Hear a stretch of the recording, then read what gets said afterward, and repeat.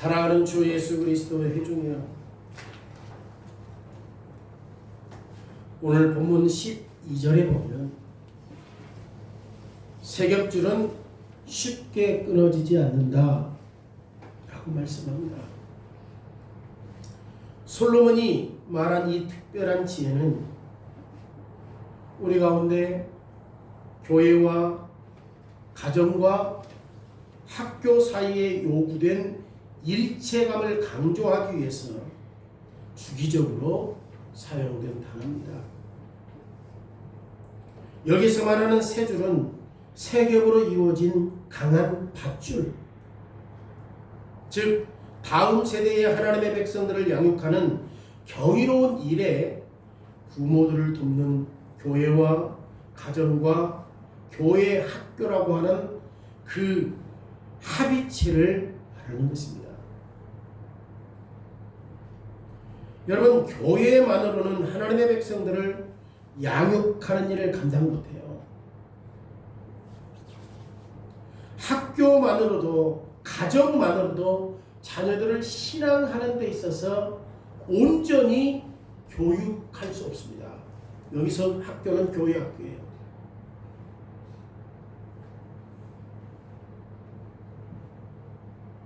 심지어 학교 없는 가정과 교회만으로 신앙을 교육할 수 없어요. 심지어 가정이 없는 교회와 학교만으로 다음 세대를 신앙으로 양육할 수 없습니다. 그런데 가정과 교회와 학교가 하나가 될 때 다음 세대의 유익을 위해 강한 팀이 형성될 수 있습니다. 교회와 가정과 학교는 하나로 일할 수 있기 때문에, 다시 말해서 세 겹줄은 쉽게 끊어지지 않는다. 교회와 가정과 학교 사이의 연결교류는 본질적이기 때문에 효과적이에요. 그러면 솔로몬이 오늘 이 본문을 기록할 때 이 세 줄이라고 말하는 교회, 가정, 교회, 학교를 마음에 두고서 이 내용을 썼는가? 솔로몬은 그 당시 성전과 이스라엘의 가정과 나라 안에서 자라나고 있는 언약의 자녀들의 교육 사이에 이렇게 조직된 모임이나 협의체에 대해서 구체적으로는 생각하지 못했어요. 그럼에도 불구하고 우리는 교회와 가정과 교회 학교의 관계를 강조하기 위해서 이 본문을 사용하는 것은 결론적으로 자녀들을 신앙으로 양육하는 목적에서 절대적으로 교회, 가정, 교회 학교는 떨어질 수 없는 관계라는 사실을 이 본문을 통해서도 알 수 있습니다. 왜냐하면 오늘 본문에서 솔로몬은 뭘 이야기합니까? 성도의 교통의 가치를 강조하고 있기 때문에 그래요. 오늘 본문에서 솔로몬이 강조하는 건 뭐라고요? 성도의 교통을 강조하는 겁니다. 그리고 그 교통을 강조하는 데 있어서 세 줄, 즉 가정, 교회, 학교는 생동감 넘치는 성도의 교통 안에서 맺는 즐거운 열매를 맺을 수 있기 때문이라고 말해요. 오늘 설교 제목이 뭡니까? 솔로몬은 성도의 연대감을, 성도의 교통을 강력하게 말하고 있습니다. 첫 번째는 성도의 교통은 본질이에요. 본질, 기본. 성도의 교통은, 성도의 교제는 기본이에요. 기본. 솔로몬은 하나님이 주신 위대한 지혜의 일부를 공유하기 위해서 지금 사람들을 불러모았습니다. 솔로몬이 모았던 사람들은 우리 시대와 마찬가지로 당시의 상황이 어땠어요? 부유하고 안락한 시대를 살았다고 말합니다. 솔로몬이 당시에 정치적으로는 얼마나 평화로웠는지 주변의 나라들이 솔로몬에게 뭘 바쳐요? 조공을 바쳐요. 우리가 잘 알고 있는 대로 스바 여왕이 자기의 문제, 인생의 고민 문제, 나라의 고민 문제를 가지고 직접 솔로몬에게 왔어요. 뭘 가지고? 수많은 소문들을 가지고. 그리고 그때 당시에 솔로몬의 탁월한 지혜로 말미암아 이스라엘 나라 즉 유다 백성들은 적어도 공의가 어떻게 집행되는 것을 솔로몬을 통해서 보았습니다. 우리가 잘 알고 있는 대로 열왕기상 4장에 보면 한 아들을 놓고 참된 엄마를 진짜 엄마를 구분하기 위해서 어떻게 했어요? 아이를 반 가르자. 그럴 때 진짜 엄마는 아니다. 내 아이 아니다. 저 사람 죽어요. 솔로몬은 이 사람의 아이는 이 사람의 아이구나. 참 공의롭게 판단해요. 그리고 영적으로는 예루살렘 성전을 건축하고 모든 유다 백성들이 하나님과 화해할 수 있는 이 복음이 곳곳에서 선포되었어요. 여기에 평화와 부유함이 있어요. 어디에? 당시에 유다와 이스라엘 백성들에게 영적으로 경제적으로 부유했어요. 안정적이었어요. 다시 말해서 솔로몬 당시는 살기 좋은 시절이었습니다. 열왕기상 4장 20절의 말씀에 보면 유다와 이스라엘의 인구가 바닷가의 모래와 같이 많게 되며 먹고 마시며 즐거워했다. 그리고 25절에도 보면 유다와 이스라엘이 각기 포도나무 아래와 무화과 나무 아래에서 평안히 살았다고 말합니다. 어떤 사람은 여기가 회복된 에덴 동산이다 라고 유혹받을 정도로 평안했다고 말이에요. 그런데 우리는 경제적으로 부유할 때 심지어 사회 전체에 평화와 공평함이 있다 할지라도 모든 사람들이 만족하고 모든 사람들이 평화를 느낍니까? 그렇지 않죠. 저도 우리의 관심을 우리 사회에 외롭게 사는 사람들에게 돌려야 한다고 생각해요. 부유함과 외로움 사이에 상호 작용이 있는 것처럼 보여요. 부유한데 외로워. 이거 뭔가 좀 상호 작용이 있어. 사람들은 돈과 좋은 기회를 가지면 가질수록 사람들은 서로가 덜 필요한 것처럼 생각해요. 왜? 내가 가지고 있는 걸로 만족하니까. 그래서 결국 부유하지만 안정적이지만 점점 외톨이가 생겨요. 부유함과 외톨이, 외로움은 부유한 우리 사회에서 점점 늘어나는 사회의 문제 가운데 하나로 전락합니다. 풍요로운 사회에서 외로운 상황은 솔로몬이 전도서 4장에서 말하는 상황이에요. 이스라엘 백성들이 얼마나 풍요로워요. 얼마나 풍요로워요. 정치적으로, 경제적으로, 영적으로. 오늘 8절의 말씀을 보세요. 그런데 솔로몬이 뭘 봤어요? 8절에 뭘 봐요? 혼자 있는 사람 본 거예요. 아니 나라가 이렇게 평안하고 나라가 이렇게 부강한데 지금 혼자 있는 사람 본 거예요. 그런데 이 사람은 뭐라고 말해? 8절에 아들도 없고 형제도 없고 어떤 주석가는 아내도 없다고 말하거든요. 오직 뭐야? 혼자예요, 혼자. 그런데 그는 계속해서 일했어. 그래서 열심히 일해가지고 지금 뭘 먹지? 은행에 현금을 다 쌓아놨어.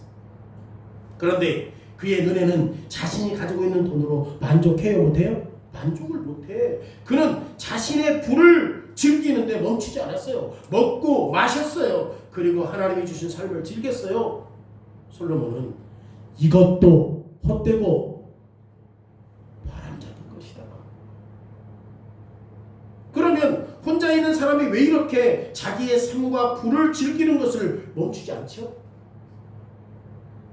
우리는 이것을 이해할 수 있어요. 여러분, 혼자 있는 것은 쉬운 일이에요, 어려운 일이에요? 어려워요. 이게 혼자 살아보면 좋겠다고 생각하지만 이거 정말 어려워요. 쉬운 일 아닙니다. 왜? 혼자 있다라고 하는 것은 아무도 그 사람에게 쳐다보지 않는 관심이 없단 말이에요. 그러면 혼자 있는 곳에 왜 이렇게 이 사람이 돈을 벌어서 정교하게 음식을 차려놓고 먹지? 왜 휴일에 휴양지에 가서 혼자 해변에 앉아있지? 우리는 계속해서 투자하고 계속해서 일했기 때문에 뭐야? 부자가 되었어. 그런데 아니요. 먹고 살만한데 외로워. 외롭다라고 하는 것은 하나님께서 원해서 작정한 게 아니잖아요. 사람들이 외로운 것은 하나님이 작정한 거예요? 아니란 말이에요. 왜 그래요? 하나님은 여섯째 날 누구를 만들었어요? 아담을 만들었을 때, 그리고 아담에게 동산을 지키라고 하는 사명을 주었잖아요. 그리고 창세기 3장에서 하나님이 이르시되 사람이 혼자 사는 것이 좋지 아니하니 내가 그를 위하여 돕는 배필을 지으리라. 그래서 하나님이 여자를 만드시고 그 여자를 누구에게 주어요? 아담에게 주어요. 외로움, 혼자 사는 것은 하나님의 작정이 아니요, 하나님의 계획이 아니요. 하나님의 작정은 뭐예요? 함께 살아가는 거잖아요. 함께 즐겁게 살아가는 거잖아요. 외롭게 사는 것, 혼자 사는 것은 하나님의 뜻이 아니라고 말이에요. 그런데 아담과 하와가 죄로 타락했을 때 어떤 일이 발생합니까? 아담과 하와는 하나님이 오시는 바람 소리를 듣고 도망해요. 그런데 하나님이 아담에게 네가 왜 숨었느냐라고 하는 답을 얻기 위해서 아담을 불렀을 때 아담은 정면으로 하와를 비난해요. 창세기 3장 12절에 하나님이 이르되 나에게 주신 저 여자가 선악과를 따먹게 함으로 따먹어서 주었으므로 내가 먹나이다. 여러분, 죄가 에덴 동산에 들어오기 전에는 의사소통이 어떻게 됐죠? 원활했어요. 죄가 들어오기 전에는.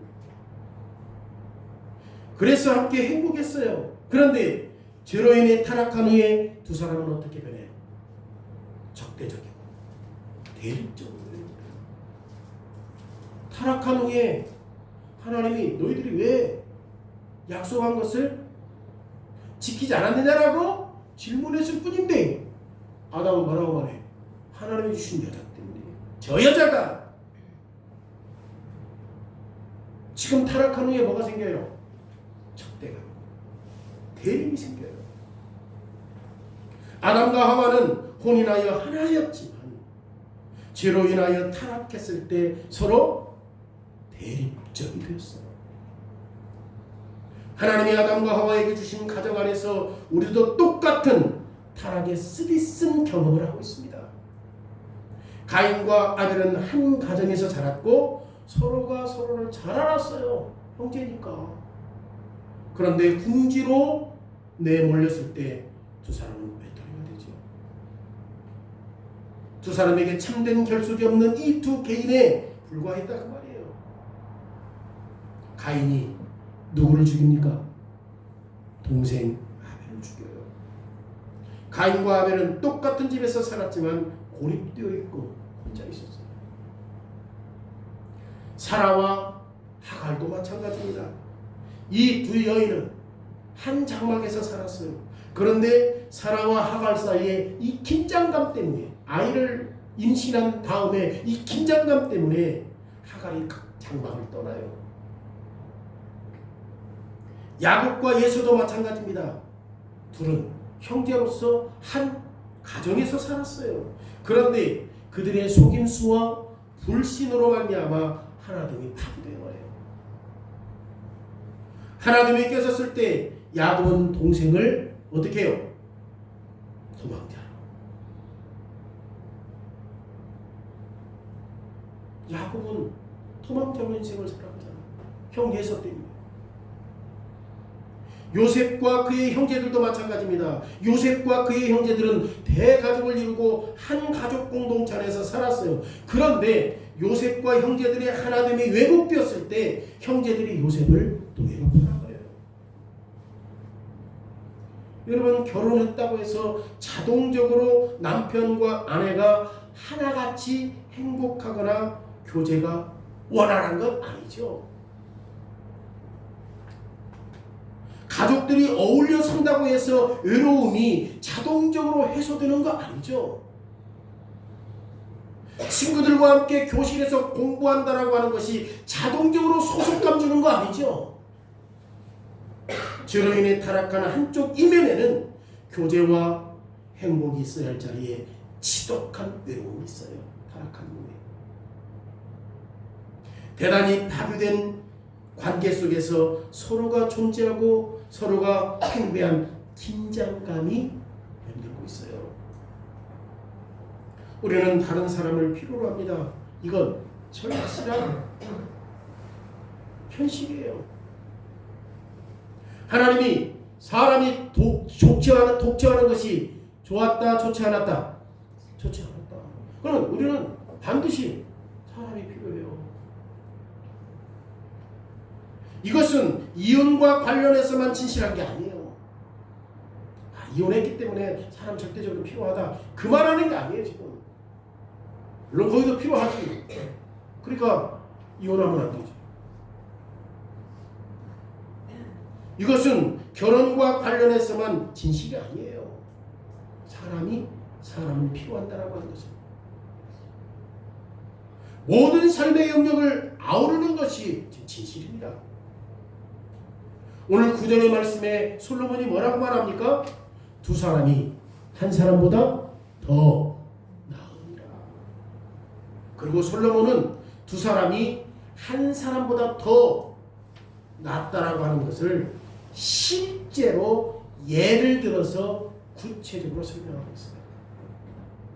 그걸 세 가지로 설명해요. 실질적으로 한 사람보다 두 사람이 더 낫다라고 하는 실제 삶에서 세 가지 예화를 들어서 설명한다니까요. 먼저 10절 말씀해 보세요. 첫 번째 예화가 뭡니까? 혹시 그들이 넘어지면 하나가 그 동물을 붙들어 일으킨다. 이게 뭐예요? 실질적으로 사람이 혼자서 바다 가지 말라. 사람이 혼자서 산으로 가지 말라. 왜? 혹시라도 어떤 어려움이 생길 때 그거는 그 사람에게 파가 되니까. 그런데 같이 가면 어떻게 돼요? 그 사람을 이렇게 세울 수 있잖아요. 도움을 요청할 수 있잖아요. 어려운 상황이 왔을 때 지금 우리에게 누가 필요하다? 도와줄 친구가 필요하다. 도와줄 사람이 필요하다. 우리 이거 잘 알아요. 두 번째 예화가 뭡니까? 11절에 두 사람이 한 사람보다 더 나은 이유가 뭐예요? 함께 두 사람이 함께 누우면 따뜻하지만 한 사람이면 어찌 따뜻하겠느냐. 여러분 지금 이거 솔로몬이 이야기하는 거잖아요. 중동 지방은 낮에는 덥지만 밤에는 추워요. 그리고 그 사람들은 이불을 가지고 다니는 게 아니라 옷이 뭐예요? 이불이요. 덜 추울 때 혼자 그 이불을 닫고 자는 건 괜찮지만 예를 들어서 늦가을에 아주 싸늘한 바람이 불 때 어떻게 되겠어요? 한 사람보다는 두 사람의 옷, 이불을 덮고 자는 것이 훨씬 더 따뜻하다라는 사실들을 지금 말하는 거죠. 한 개의 옷보다는 한 개의 이불보다는 두 개의 이불을 덮고 함께 눕는 것이 더 따뜻하다. 실제 생활 속에서 나왔던 것들을 경험으로 말해요. 세 번째 요한가 12절입니다. 뭡니까? 한 사람이 싸워서 이기는 것은 어려워. 두 사람이 함께 싸워서 이기는 게 훨씬 낫다고 말이에요. 여러분 한 사람은 쉽게 겁줄 수 있지만 두 사람이 있을 때 쉽게 겁줄 수 있어요? 한 사람이? 없잖아요. 그래서 우리는 밤에 혼자 다니는 것을 조심해요. 혼자 다니는 거 조심해요. 실질적으로 밤에 혼자 가다가 강간을 당하거나 죽임을 당하는 일이 얼마나 많습니까?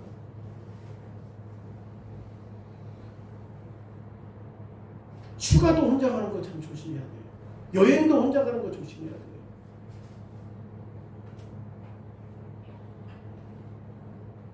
그리고 혹시 두 사람이 혼자 있는 것보다 낫다면 세 사람이라면 훨씬 더 낫다. 지금 솔로몬이 자기의 지혜로서 성도의 교통을 근본적인 목적을 가지고 이야기할 때 실질적인 예화를 들어서 우리에게 지금 말씀해 주고 있는 거죠. 지금 솔로몬이 이 예화를 모으기 위해서 무엇을 구했습니까? 이거 지금 숲속에서 산책하는 사람들에게 권면하는 거예요. 이게 혼자 가면 위험하다. 그거 아니잖아요. 솔로몬은 이것이 모든 인생의 요구된다는 사실. 사람은 절대적으로 누가 필요해? 사람이 필요해. 사람이 독취하는 것이 좋지 못하다. 이것을 정확하게 지적하고 있는 것입니다. 누구나 친구는 항상 필요해요. 누구나 항상 다른 사람을 필요로 합니다. 그리고 이 말은 외부적인 지원을 받기 위해서 다른 사람을 필요로 한다는 의미에서만 해당되는 게 아니에요. 내가 어려울 때만 다른 사람이 필요하다 그런 게 아니에요. 우리는 반드시 우리의 마음을 나눌 때도 반드시 혼자 있는 것은 좋지 못하다 라고 하는 사실들을 누가? 솔로몬이 지혜롭게 하는 거예요. 어떤 사람은 부유한 가정에서 살 수 있습니다. 그리고 육체적으로 필요한 것들을 다 풍족하게 공급받았어요. 왜? 부유하니까. 그럼에도 불구하고 마음의 짐과 관련해서 혼자 있을 수 있다고 해요. 가족은 부자야. 자기가 필요한 것들은 다 공급받았어요. 근데 어떤 부분에서 마음에서는 뭐요? 외로워. 지금 이 마음의 외로움은 매우 힘들고 무거운 것이다. 그래서 군중들 속에 있지만 나는 뭘 느낄 수 있어? 외로움을 느낄 수 있어. 죄로 인해 타락한 결론이 얼마나 비통하냐고요. 그러면 우리가 죄로 인해 타락했을 때 우리에게 나타난 이 파산됨과 외로움에 대한 하나님의 답이 뭐예요? 반드시 타락한 이후에 우리가 군중 속에 있고 우리 가정이 부유하지만 우리의 마음은 외로울 수 있다 없다? 있다. 그러면 하나님께서 거기에 대한 답을 어떻게 주셨냐고. 성령으로 회복된 결혼 생활은 어떤 모습으로 살아가야 되는가? 죄로 인하여 파산된 삶은 분명히 풍요로운 가운데 외로움이 있는데, 그러나 성령으로 혼인했던 가정들은 어떤 모습으로 삶을 살아가야 되고 어떤 모습으로 나타나야 하는가. 그래서 제가 에베소서 5장에서 사도 바울이 표현한 것을 말씀드리는 겁니다. 에베소서 5장의 25절에 남편은 그리스도께서 교회를 사랑하신 것처럼 자기 아내를 사랑해야 한다. 여러분, 예수님께서 교회를 어떻게 사랑하셨습니까? 예수님 교회를 어떻게 사랑했어요?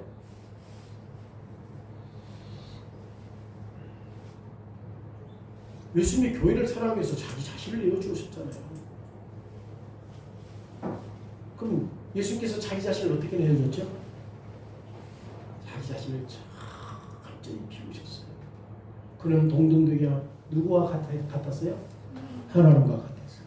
근데 하나님과 같은 같이 여기지 않았어요. 완전히 자기 자신을 비워요. 교회를 사랑하는 데 있었어요.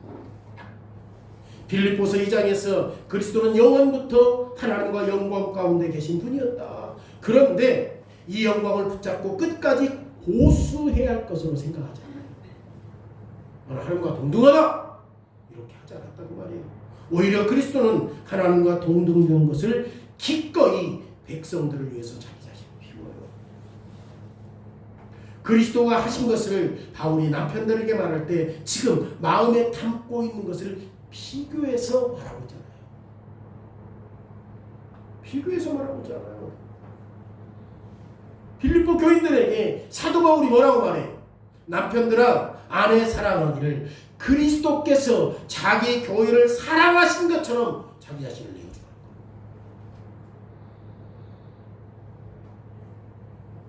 자기를 부인하고 자기를 비우는 것은 모든 혼인 생활에 남편과 아내를 위한 모델이에요. 왜 우리가 싸워? 자기를 안 비우면서 그래. 너 때문에 했다라고 하는 것은 이미 우리 속에 뭐가 있어? 죄성이 있기 때문에. 죄성 때문에. 자기를 부인하는 것은 죄로 인해 타락한 혼인 생활에 있을 수 있는 외로움 혹은 홀로됨이 혼인 생활에 없다라고 하는 것을 보여줍니다. 고증이에요. 우리가 진짜 그리스도께서 자기를 비우면서 교회를 어떻게 사랑했냐고. 다 자기를 희생했잖아요. 늘 자기 자신을 비웠잖아요. 하나님이셨던 그가 사람의 몸을 입고 이 땅에 오셨잖아요. 그럴 때 뭐가 없어? 외로움과 홀로 되면 사라진다. 혼인 생활에서.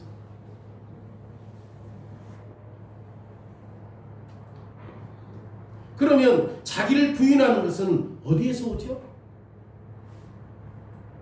자기를 비우는 것은 어디에서 와요? 이것이 성령의 사역이라고 말해요. 우리는 죄된 본성을 가지고 있기 때문에 내 스스로 나를 못 낮춰요. 누군가가 내 자존심을 긁어봐요. 우리 안에 있던 뭐요? 칼날이 독수리 발톱이 나와서 그 사람 긁어봐요. 내가 있는 것 누군가가 잘못 없는데 빼앗아 간다고 생각해봐. 내 안에 있는 독수리 발톱 나온다니까요.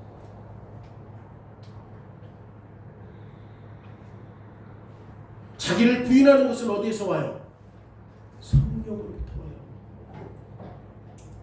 그리고 성령님은 죄인들의 마음에 당신이 거할 거소를 딱 우리 마음에 잡으시고 그 다음에 끊임없이 우리의 마음을 변화시켜요.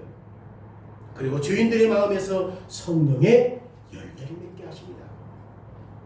다시 말하면 사람을 사랑하게 하고 다른 사람과 함께 즐거워하게 하고 다른 사람들과 함께 화평하게 하고 다른 사람들을 향해서 인내하게 하고 다른 사람들에게 친절하게 대하게 하는 것은 누구의 역사로 말미암아 가능하다? 죄로 인하여 타락한 우리의 삶은 성령의 역사가 아니고서는 불가능하다는 사실을 가르쳐줘요. 여러분 지금 솔로몬이 뭘 얘기해? 혼자보다는 누가 나나? 둘이나 둘보다는 셋이 낫다라고 하는 이 밧줄은 쉽게 끊어지지 않는다라고 하는 사실들을 말하는 것이 바로 여기 있는 거예요. 바로 여기 있는 거예요. 여러분 그리스도인의 혼인 생활에서 본질적으로 남편과 아내만 있는 거 아니냐 그 말이에요. 여기서 새 당사자가 누구야? 남편과 아내와 이 연결고리가 누구예요? 하나님이요. 하나님이야, 하나님. 남편과 아내 사이에 누가 있어? 우리를 결속시켜줬어요? 하나님이 남편과 아내와 남편을 묶어 결속이 되었다고 한다면 외로움은 결코 있을 수 있다 없다? 홀로됨은 있을 수 있다 없다? 솔로몬이 진짜 지금 정말 둘도 성령 안에서 그렇게 하면 괜찮지만 셋은 더 어때? 그리스도인의 혼인 생활에서 한 사람이 넘어질 때 다른 사람이 상대편을 도와줌으로 넘어지지 않도록 붙잡을 수 있는 거죠. 그런데 혼인 생활만 그런 게 아니다. 지금 이스라엘 백성들이 애굽에서 나와서 어디에서 머물렀죠? 시내산 밑에 200만 명이 있어요. 200만 명. 그런데 삶이 죄로 인하여 파산됨으로 이스라엘 백성들의 이 거대한 200만의 무리가 지금 친근함과 하나됨과 서로 교통하는 것이 없었던 거야. 이스라엘 백성들은 하나님의 언약 백성들 사이에 지금 뭐가 있어? 소외감과 거리감과 긴장감이 있는 거야. 혼인 생활은 언제든지 깨질 수 있는 상황이에요. 형제들끼리 지금 반목하면 살아요. 그때 하나님께서 강력하게 명령합니다. 뭐라고? 레위기 19장 17절로 18절에 너는 내 형제를 마음으로 미워하지 말고 내 이웃을 반드시 견책하라. 그러면 네가 그에 대하여 죄를 감당하지 아니하리라. 원수를 갚지 말며 동포를 원망하지 말며 내 이웃 사랑하기를 내 자신과 같이 사랑하라. 이 누구의 말이에요? 언제? 이스라엘 백성들이 애굽에서 출애굽했을 때에 그들은 여전히 뭐가 있어? 죄로 인한 반목과 적대감과 이런 수없이 많은 긴장감과 거리감과 소외감이 있을 때 하나님께서 그들에게 명령한 게 뭐예요? 미워하지 말라는 거예요. 반드시 이웃이 잘못한 거 있을 때 견책하라 그 말이에요. 그렇게 되면 너는 범죄하지 않는다. 죄가 없다. 그래서 원수를 갚지 말고 동포를 원망하지 말고 이웃을 사랑하라고 하신 말씀이 누구의 명령이요? 하나님의 명령이란 말이에요. 지금 핵심이 뭐예요? 여러분, 어떤 사람의 행동이 다른 사람을 불쾌함으로 말미암아 거리감을 두거나 대화를 피하거나 형제를 형제로 대화하지 않을 수 있다는 말입니다. 하나님은 이렇게 하는 것을 아주 강하게 금지하셨어요. 원한을 품는 대신 서로 사랑해라. 왜 사랑하라고 말해요? 왜 이스라엘 백성들에게 사랑하라고 말합니까? 하나님께서 그들을 사랑하셨기 때문에 애굽의 종상에서 구원하셨거든요. 진짜 하나님께서 사랑이 뭔가를 보여주셨잖아요. 이스라엘 백성들이. 하나님이 이스라엘 백성들이 무가치하고 진짜 받을 만한 것이 전혀 없고 때로는 혐오스러운 민족을 사랑하셨던 것처럼 이런 사랑을 받은 백성들도 여전히 무가치하고 받을 것이 없고 혐오스러운 형제들에게 뭘 베풀어야 한다? 사랑을 베풀라고 요구해요. 이렇게 해서 이스라엘 백성 가운데는 뭐가 없어야 돼요? 홀로됨과 고립됨과 긴장감과 그리고 거리감이 없어야 된다는 사실들을 말씀했다는 거죠. 이스라엘 공동체 안에는 하나님의 사랑을 경험했던 그 공동체에는 그런 것이 없어야 된다는 거예요. 바울은 이 논점을 빌립보에서 더 구체적으로 설명해요.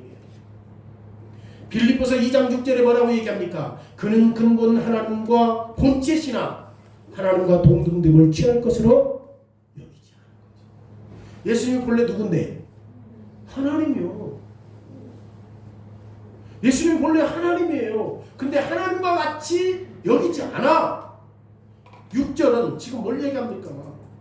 자기 자신을 낮추어 종의 형상을 가지셨다는 사실들을 말해요.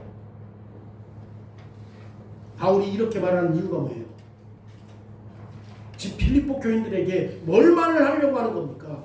지금 성도들의 교통이 치우쳐서 왜곡되었기 때문에 빌립보 교회 안에 뭐가 있는 거예요? 적대감과 미움과 시기와 질투가 있고 거리감이 있고 반목이 있는 거예요. 그래서 이 말씀을 하는 거예요. 빌립보서 1장 27절에 뭐라고 얘기해요? 지금 바울이 지금 복음의 신앙을 위해서 한 마음으로 하나가 되도록 너희들이 싸워야 할 책임이 있다. 너희들은 하나가 되어야 된다. 교인들이. 그런데 빌립보 교인들 가운데 이렇게 하나가 되고 사랑했다고 한다면 바울이 이런 권면을 할까요? 안 할까요? 안 하지. 안 하지.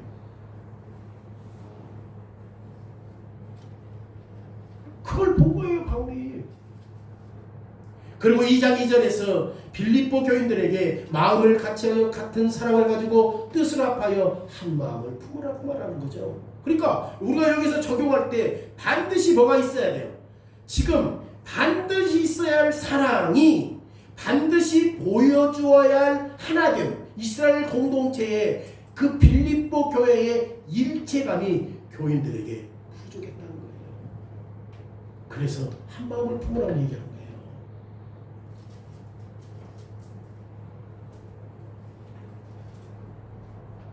그리고 2장 3절에 뭐라고 말합니까? 아무 일에든지 다툼이나 허용으로 하지 말라. 왜? 그들이 지금 뭐하고 있으니까? 다투고 있고 허영심으로 일을 하니까. 대신 뭘로 해라? 2장 3절에 오직 겸손한 마음으로 각각 자기보다 남을 낮게 여기라는 거예요. 높이라는 말이에요. 왜 남을 높여야 합니까? 왜 남을 높이라고 해요? 빌립보 교회 안에 자기를 부인하는 태도가 부족했기 때문에. 그러다 보니까 믿음으로 살아가는 그 공동체 안에 뭐가 있어? 외로움과 홀로 되는 자들이 생기는 거예요. 믿음으로 살아가는 공동체인데, 하나님의 사랑을 그리스도를 통해서 거느렸던 공동체인데 사랑이 없고 반목과 이기심 때문에 그 공동체에 뭐가 생기는 거예요? 혼자됨이, 외로움이 생기기 시작합니다. 그래서 사전에 각각 자기 일을 돌아볼 뿐더러 또한 각각 다른 사람의 일을 돌보아 나의 기쁨을 충만하게 하라. 내 일도 돌봐야 되지만 또 누구 일도 돌봐야 되나? 남의 일도 돌봐라. 그래서 진짜 기쁨이 충만해라 라고 하는 거죠. 여러분, 이런 문맥에서 바울은 그리스도를 본보기로 삼아서 지금 자세히 설명해 줍니다. 필리포 교인들에게 5절 말씀에 뭐라고 얘기합니까? 이 마음을 품으라 곧 그리스도 예수의 마음. 그러면 예수 그리스도는 어떻게 자기 자신을 비우고 다른 사람을 높여줄 수 있었는가? 비록 그리스도는 하나님과 동등하셨지만 그리스도는 죽기까지 하나님의 말씀에 순종함으로 종의 형체로 자기 자신을 완전히 비우셨어요. 하나님이신 그가. 이것이 필리포 교인들이 따라야 할 뭐다? 모범이다. 교회가 자기를 비우면 그 결과는 어떤 결과가 나와요? 다른 사람에게 유익이 돼요. 우리는 교회 안에서 회원들이 다른 사람들보다 자신들에게 더 많은 관심을 가질 때, 교회 안에서 다른 사람보다 내 자신에게 더 관심을 가질 때 교회 안에 외로운 사람이 생길 수 있다는 사실을 기억해야 합니다. 그때 고립되거나 무시되는 교인들이 생길 수 있어요. 믿음은 부여할지 몰라. 하나님의 말씀을 듣고 교회 예배에 열심히 참석하고 믿음은 풍성할지 모르지만, 그런데 그 풍성한 믿음 속에서 우리는 뭘 느낄 수도 있다? 외로움 느낄 수 있어요. 외로움 느낄 수 있어요. 부유함 뒤에 반드시 뭐가 따라온다? 외로움이 따라올 수 있어요. 그런데 이런 태도는 그리스도 교회 안에 존재하면 돼야 안 돼요? 안 되지. 믿음은 풍성해, 각 사람이. 근데 거기 안에 뭐가 있어? 외로움이 있다고 생각해보세요. 주님께서 당신의 생명을 주신 교회 안에서 성령님이 새롭게 하시는 사역이 확실하게 나타나야 한다는 사실을 솔로몬은 깨달은 거예요. 그렇게 풍성한 나라에 그 중에 혼자 있는 사람뿐인 거야. 외롭게 사는 사람들뿐인 거야. 이스라엘 백성들 가운데, 유다 백성들 가운데. 그때 거기에 형제 자매 사이에 사랑의 띠가 형성될 수 있고, 이 사랑의 결속은 다른 사람의 유익을 위해 자기 자신을 부인하는 것을 포함하고 있는 거예요. 거기에 성령님이 새롭게 하시는 사역이 있기 때문에 한 몸의 지체들이 서로 결속력을 나타낼 수 있다는 거죠. 사람들이 더 이상 개인적이지 않고, 사람들이 더 이상 스스로 고립되지 않고, 오히려 성령의 사역을 통해서 사람들이 거기에 뭐가 있어? 연합하고 함께 할 수 있다는 사실을 누가 깨달은 거야? 솔로몬이 깨달은 거야. 이런 사람들은 고립되어 홀로 외톨이가 될 수 없어요. 오히려 하나가 되어 노력하는 두 개의 섬이 아니라 오히려 두 사람의 마음에 계시는 성령으로 말미암아, 두 사람의 마음에 계시는 성령으로 말미암아 뭐가 될 수 있어? 세 겹이 될 수 있다. 그럼 더 단단해 안 단단해? 솔로몬 기가 막혀요. 사실 두 부부간에 둘도 괜찮아. 진짜 성령으로 새롭게 되는 삶을 살고 있다면. 근데 그 연결을 우리가 누구라고 말해? 하나님이라고 말하면 이 세 겹줄은 더 든든해 안 든든해? 와, 우리 삶의 공동체 안에 아무리 부자가 되고, 지금 솔로몬 시대에 얼마나 부가겠냐고. 근데 외로운 사람을 본 거예요. 그것을 해결하기 위해서는 어떻게 해야 되는 것이냐? 그리스도의 모범을 따라야 되고 성령으로서 우리의 삶을 다시금 회복할 때 가능한데 세 겹줄은 더 두 겹보다 단단하다는 사실을 이 내용을 할 때마다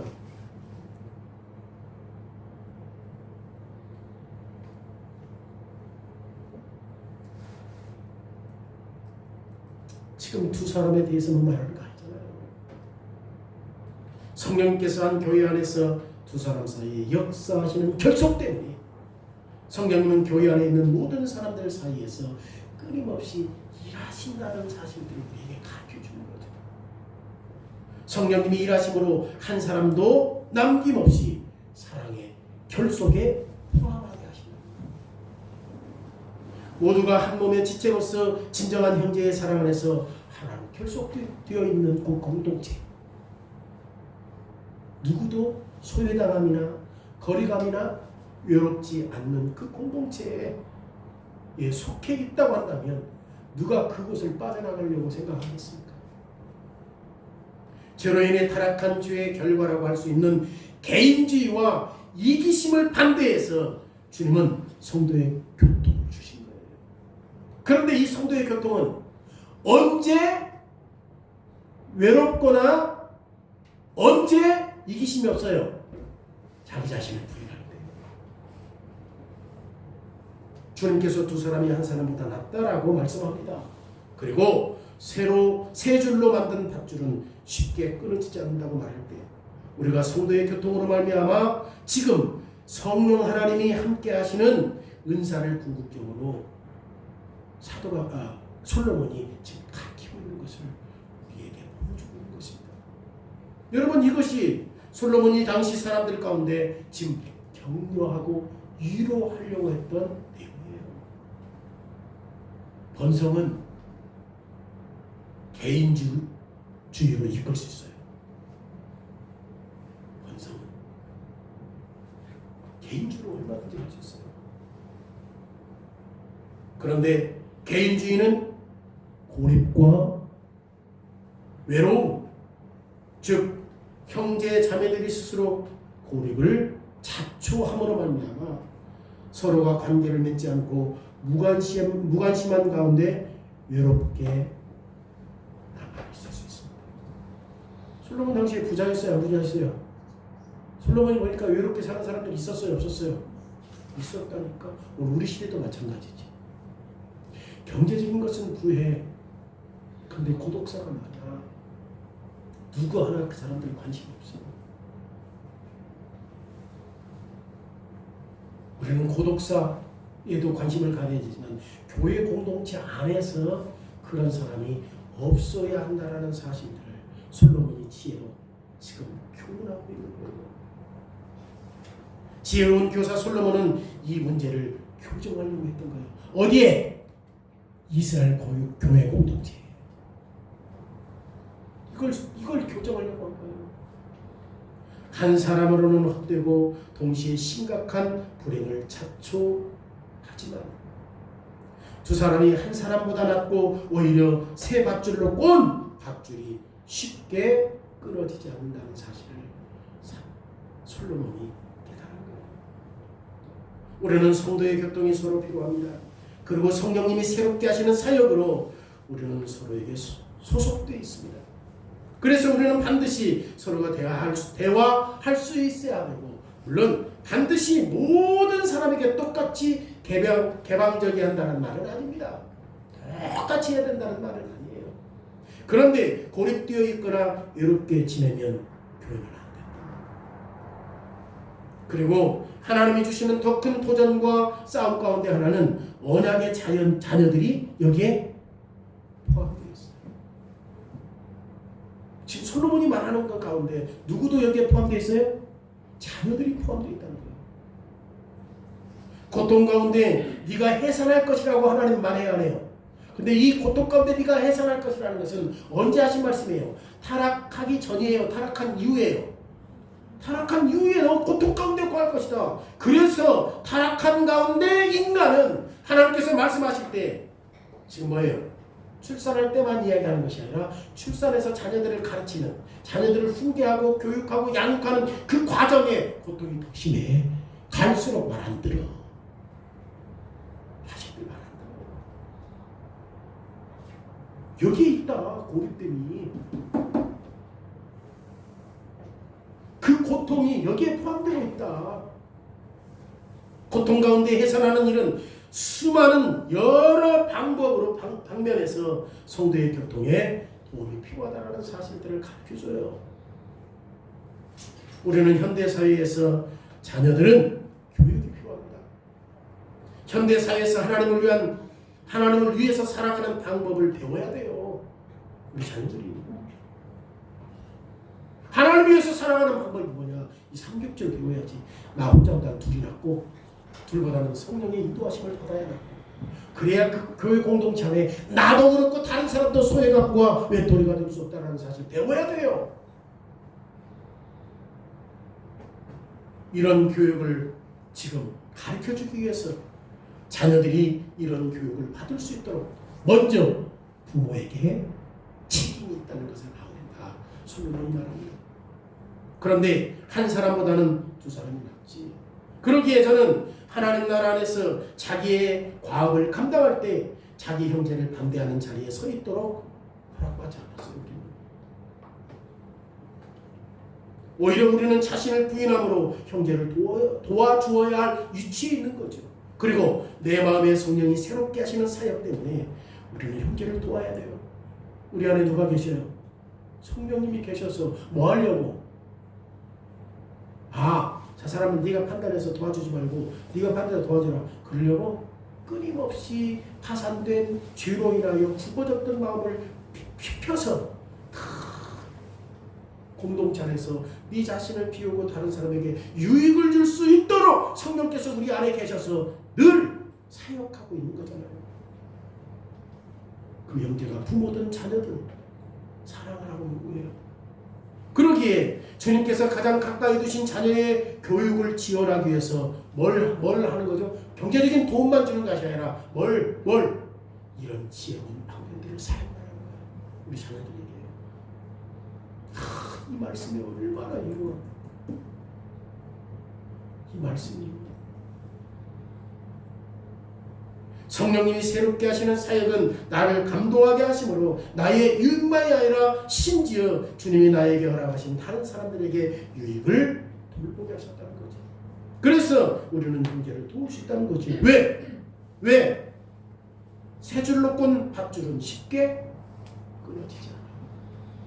가정과 교회와 학교 사이의 연결고리를 말할 때 지금 전도서 4장을 사용할 수 있어요. 전도서 4장은 성령님이 솔로몬의 지혜를 통해서 우리에게 주신 원리를 현대적으로 적용한 겁니다.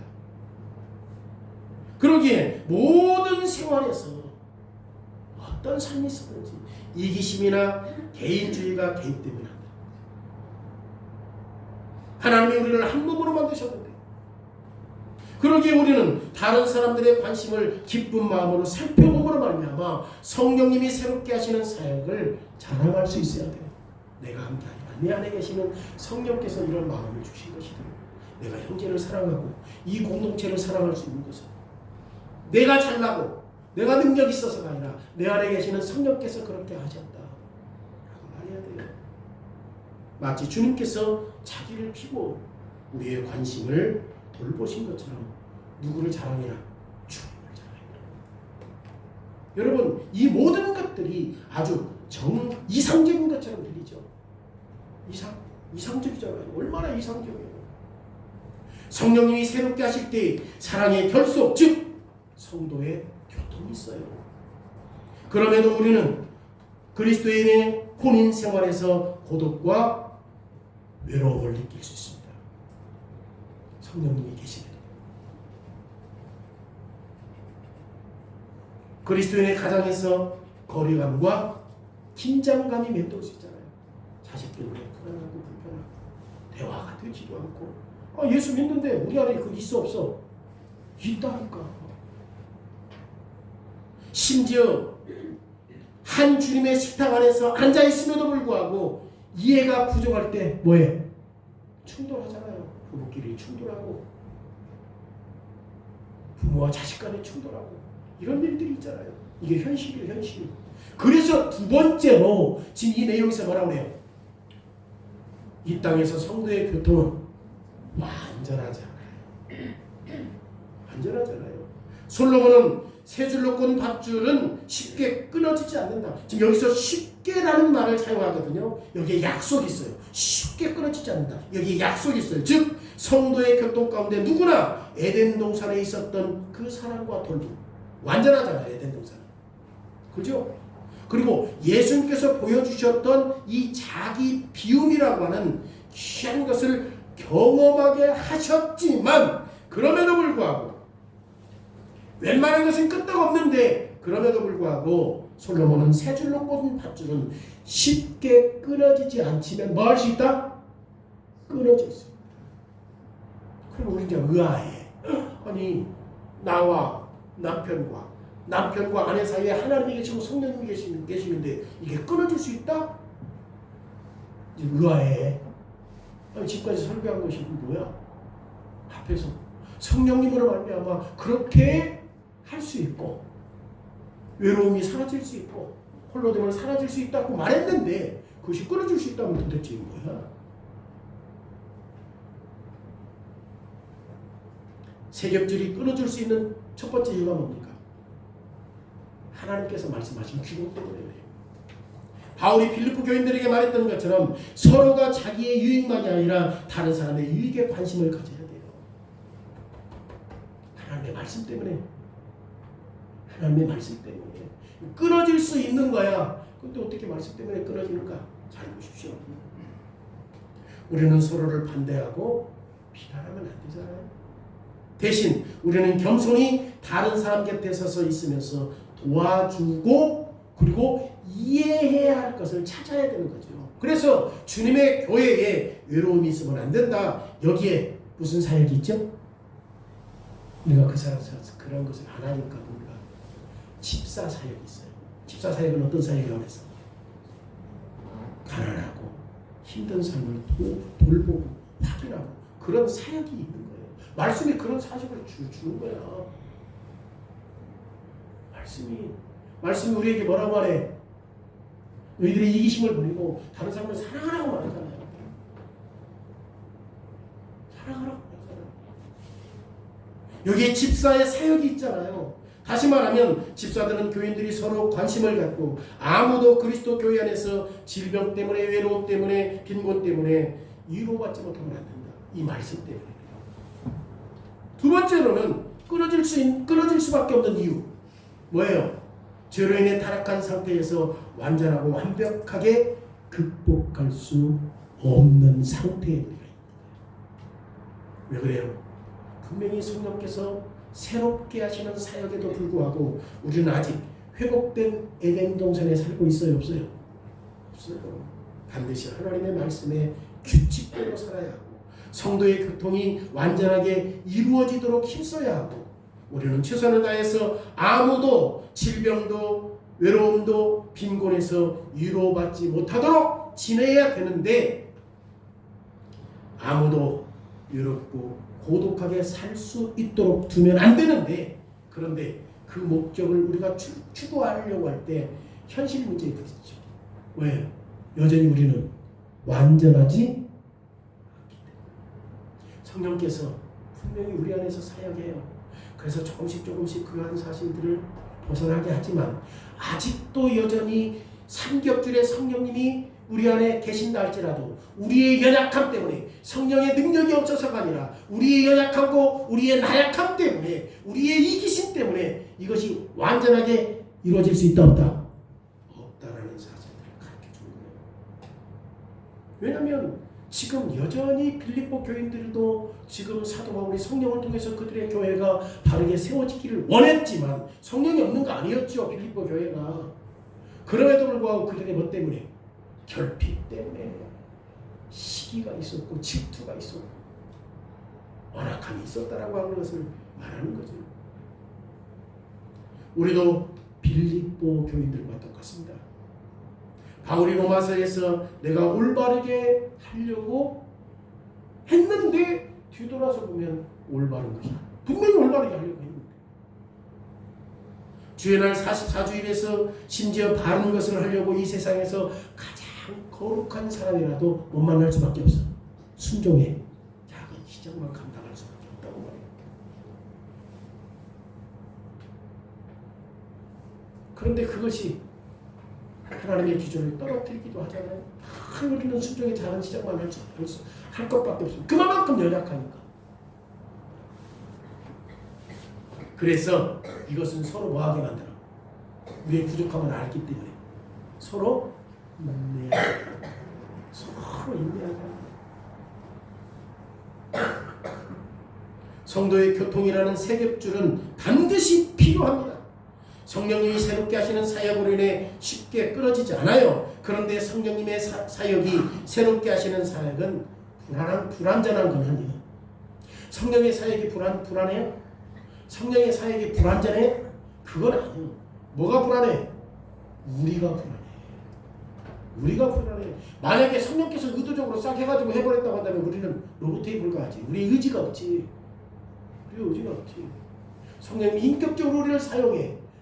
말씀을 통해서 자기 자신을 비우고 그리스도를 닮아갈 수 있도록 성령을 통해서 인도해 나가시지만 여전히 우리 안에 뭐가 있어서 죄성과 나약함과 연약함이 있어서 성령께서 새롭게 하시는 사역이 있다 할지라도 끊어질 수 있다는 사실을 우리에게 가르쳐주는 거예요. 그래서 우리는 계속된 죄로 인해 파산됨을 인정해야 되고 모든 사람들에게 모든 것이 완전하게 될 수 없다는 사실들을 받아들여야 돼요. 그러니까 누군가가 부족함과 연약함이 있을 때 인정할 수 있어야 되고 나도 그럴 수 있고 그럴 수 있어야 된다는 사실. 왜? 인내하게 만드는 거예요. 서로가 서로를. 여전히 부족하니까 우리는 그것을 잘 알아야 하는 거죠. 혼인 생활이 사랑하는 배우자의 죽음으로 인해 파산되잖아요.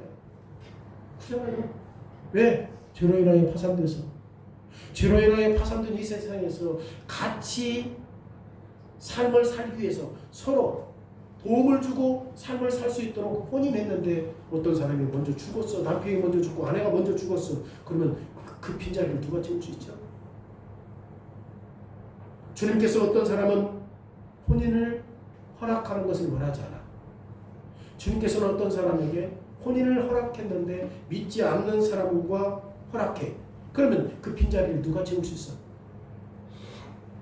부모와 자녀가 기질 때문에 싸워요, 안 싸워요?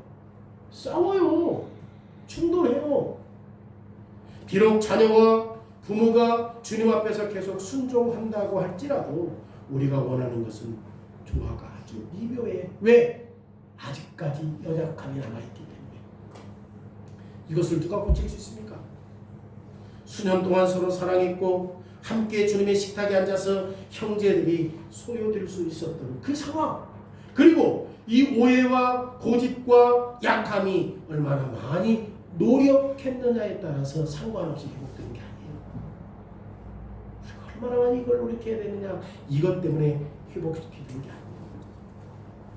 신학교에 첫 선교사였던 사도 바울과 바나바가 의견 충돌해서 선교지에서 어떤 일이 벌어졌지? 둘이 충돌해서 갈라져. 선교사들이요. 그들은 사도요. 숨길 수 없습니다. 하나님의 말씀의 규칙을 따르는 것은 당연하지만 그럼에도 불구하고 파산된 삶 속에서 이 모든 것이 다 온전하게 바르게 될 수 없어요. 성령의 사역이 부족하거나 성령의 능력이 부족해서가 아니라 우리의 뭐 때문에? 나약함과 죄성 때문에. 세력줄은 빨리 끊어지지 않아요. 그럼에도 불구하고 가끔씩 끊어집니다. 그리고 우리는 이것을 받아들여야 합니다.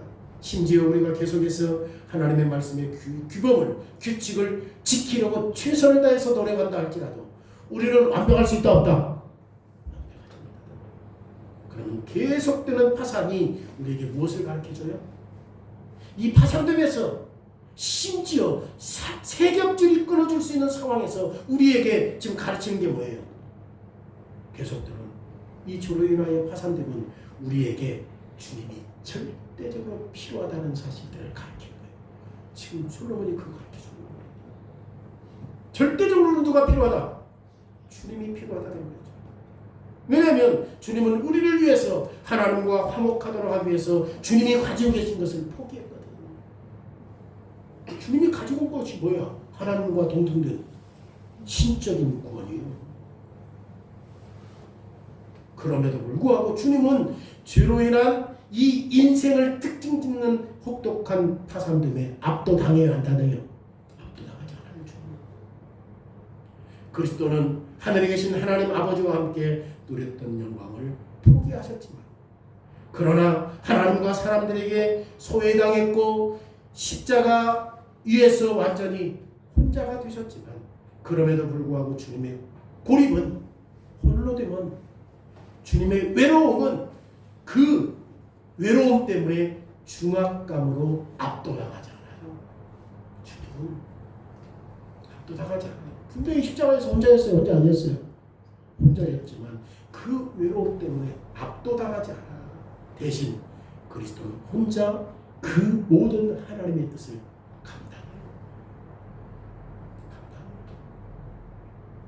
예수님께서 우리를 하늘 아버지께 다시금 돌려놓으셨고, 우리를 당신의 지체로서 서로를 지체로 삼아주셨습니다. 오늘날 우리는 어느 정도 이런 부를 누리고 있어요. 그렇잖아요? 비록 우리에게 엄청난 파산됨이 남아있다 할지라도 우리는 누구 안에서만 즐거워할 수 있어요? 그리스도 안에서만 즐거워할 수 있다는 사실들을 우리에게 가르쳐줍니다. 그리고 먼 미래에 그리스도가 재림하시는 날, 그리스도가 오시는 날, 우리는 지금까지 보지 못했던 완벽한 회복을 볼 것입니다. 여전히 사람과 사람이 절대적으로 필요한데, 그래서 도움도 주지만, 그런데 삼겹줄은 더 강한데 여전히 우리의 연약함 때문에 가끔은 끊어질 수 있어요. 그런데 그리스도가 재림하신 날은 이제 더 이상 이런 눈물과 고통과 슬픔이 없을 것이다. 주님이 재림하실 때 우리는 완벽하게 하나가 될 것이다.